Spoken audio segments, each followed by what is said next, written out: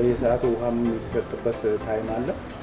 እንደገና ደግሞ በቃ የተለያየ ነው። ሳር ብቻ አይደለም የሚሰጠው፣ መኖ አለ ሌላ የተቀነባበረ።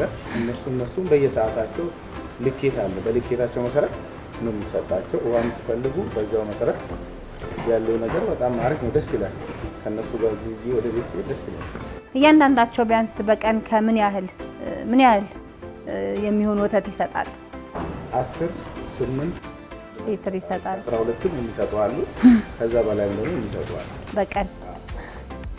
እንግዲህ በተለይ በከተማ መሀል ላይ እንደዚህ አይነት ሰፊ የሆነ የከተማ ግብርና አሁን እንጂ ቀድሞ የተለመደ ነገር አይደለምና ከዛ አንፃር በከተማ ውስጥ እንደዚህ አይነት የግብርና ስራ ውጤታማ ይሆናል ብለህ አስበህ ወደዚህ ስራ የመጣህበትን አጋጣሚ ብታጫውተን።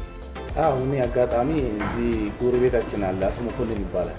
እሱን በማየት ነው እኔም እንደዚህ አይዞ በርታ እያለ እየመጣ ይጎበኘኛል፣ ድጋፍ ይሰጠኛል። ያለውን ነገር እሱ ብዙ ረጅም ጊዜ ስለሰራ ይሄ እንዲህ ብታረግ ነው ብሎ እሱ ይመክረኛል። ከሱ የተነሳ ነው እኔም እዚህ ስራ ውስጥ የገባሁት ማለት ነው። እና ጥሩ ነው፣ በጣም አሪፍ ነው። እንደውም የተሻለ ሌሎቹ እንደዚሁ እንደኛ ቢሰሩ ደስ ይለናል። ሁሉ ነገር ግብአቱ ንጹህ ወተት የምናገኘው በቃ በጣም አሪፍ ነው፣ ጥሩ ነው። ሌሎቹ እንደዚህ አይነት ነገር ትምህርት ወስዶ ቢሰሩ በጣም መልካም ነገር። እንግዲህ በምግብ ራስ መቻል መንግስት የያዘው አንዱ አቅጣጫ የከተማ ግብርና ላይ ትኩረት አድርጎ መስራት ላይ ነውና ከዛ አንፃርስ ምን ያህል ውጤታማ ያደርጋል? የታሰቡ እቅዶችን ለውጤት ከማድረስ አንፃር ያው እናንተ ስራው ላይ ስላላችሁ ምን ያህል ተስፋ ሰጪ ነው ትላለህ? በጣም ጥሩ ነው።